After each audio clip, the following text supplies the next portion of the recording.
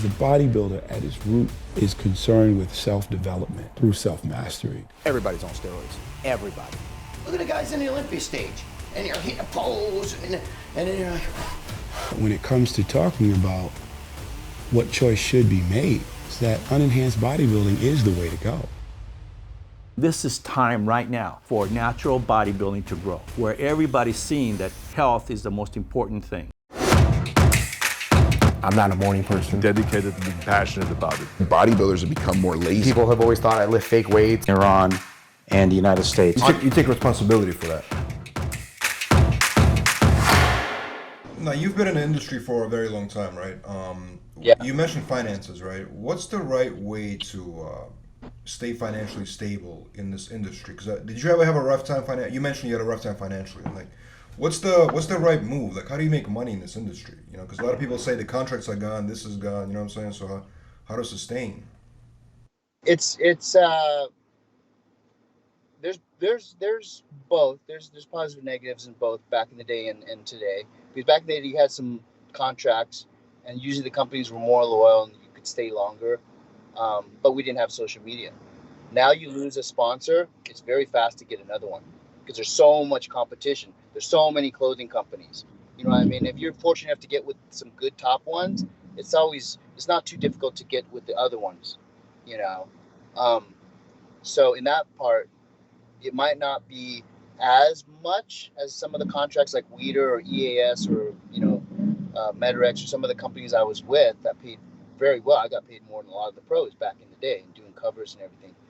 Now there's really not a lot of covers. That doesn't hold a lot because, you know, they don't do that anymore. It's all digital. But it's about, you know, being on shows like your show and getting the exposure, getting the name brand, going on other influencers, you know, working with them. There's just so much more than just the magazine now that you have. And it's a lot easier to sell your own products if you wanted to.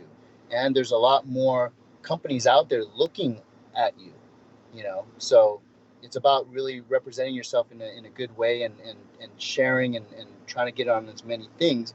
Like back in the day, it was like, oh, you had a photo shoot. Okay, you go. So I will always stay in shape. Now it's even more important to stay in shape because at any moment, you know, you can get a call and say, hey, Danny, take your shirt off. Let's see how you look, stuff like that. And if you're not in shape and just using old stuff, it's a little bit harder to market yourself and keep relevant because that's the thing about today is you have to be really in shape to be relevant at the moment because it's very fast. They want the next thing. Last year, oh, that's how you look, whatever. How do you look right now? Oh, how do you look? Oh, 6 months ago, how do you look right now? You know, that's what's going to sell it for the companies. But for me, I always had a strong base. I was just talking to this guy, a good-looking guy. He's probably like 20, 21. He was going to school, business school in Pepperdine. Great physique. And he was asking me, he only has 10,000 followers because he's been, you know, involved with his school and stuff. Real smart guy, going to business school. And I said, listen, you got plenty of time as long as you take care of yourself. But you want to get your infrastructure, your base really strong. You know, go to school, finish it. So then you're doing it because you want to do it, not because you have to do it. You have to really hustle and be stressed out because that does affect the whole game of how you just look at the sport in general. A lot of guys think, man, I'm going to do crappy at this show. It's going to affect my pocketbook. You know, they get really stressed. But if you have a strong infrastructure, you can go on a show and they can give you laughs, whatever. That's fine. You made a lot of friends. You'll get better. You get feedback from the judges. But it's not really like something that, shit, now the sponsor's probably going to drop me, you know, because I didn't do that well. So if you have a strong base, like for me, I was a registered nurse. I went to nursing school, and then I was a correction officer. I worked in a maximum security prison. You know, so I didn't know that about you. You did? You was a correction? Oh, yeah. Law enforcement. My father was CIA. He worked for the CIA. My younger brother's U.S. Yeah, my younger brother's U.S. Marshals, and he worked homicide sheriff's department. So for me, I always know I can go back to those things. You know, I actually thought of maybe doing something with my nursing with the COVID when they had shortages of nurses and stuff. But, you know, my wife was a little worried. It's, you know, worried about me about doing that. I don't, you know, it's not really need to take the risk if I didn't have to. Right. I mean, but it's a different hustle now, right? Because it's a different hustle right now when it comes to the fitness. Because I was talking to Paul Dillette, right? He told me he would go to... I used to train with Paul. he would go to It's Expo and like, grandfather-led. yeah, he would go to Expo and just sell photographs to the fans. You know what I mean? Like, Yeah. and make thousands of dollars just from that. You can't do that anymore. Yeah. Nobody's gonna buy your photo. You can No, just see it on Instagram. You know what I'm saying? you can, I guess, if you want to. I mean, But you know what I mean? It's a different world. You know what I I mean? think Lou Ferrigno still does. Probably. Probably. Yeah, but there's other ways to make money. You know, Right. that's the beauty. Like a lot of times when I negotiate with different sponsors, okay, number one, you can get guys with high numbers, but it doesn't necessarily. It gives you more eyes on your product because their fan base sees your product, but it doesn't necessarily give your product credibility. So there's two sides to it. You have people with high numbers, but then you also have people that have achieved stuff. And achieving stuff, if you tie it in with the company, it gives the company credibility.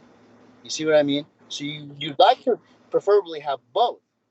But with me, I'm a little old school, so I don't have the numbers like the younger guys, but I do have the credibility of being on magazine covers and being an OG in the sport, and just the relationships I have with so many. I can call up people that own different companies or anybody and take a meeting with them, and I have goodwill with everybody because all through the years, I feel my brand is to really connect people. Oh, this person knows this person. It might not be anything in it for me, but I'm going to connect you because I have good relationships with both of them. If they do well, maybe they can help me in some way later on. That's always how I've been doing things for the last 30-something years. And so it's really about having a strong base and marketing yourself in a positive way. Not in a fake way, but just letting people know that a lot of people, because I don't like this sport being called a selfish sport. I've heard that my whole entire career. It's a selfish sport. It's a selfish sport. Sometimes when you get desperate, then it can be a selfish sport. But if like the more you give, I'm fortunate to be raised in California. So for me, things aren't expensive. That's just how it costs. If I came from a different state, I definitely could see how much different it is. Just like we got a place because my wife signed a managing deal because she's a recording artist with a recording label. So now we're going to be doing a lot of work in Vegas. So we're just getting a second place. We're going to keep the place here in Cali, and we're getting a second place in Vegas. So I'll be going there a lot. And it was really nice because a couple weeks ago I went there for Jay's competition. Yeah, he promoted a competition, and I stopped by Flex Lewis's new gym, the Dragon's Lair, and Flex gave me and my wife a free VIP membership. He does that for all the Olympia winners, which is really nice. He wants to try to make that the new mecca over there, which is cool. And then Hide is opening up a powerhouse over there, so I'm excited for Vegas.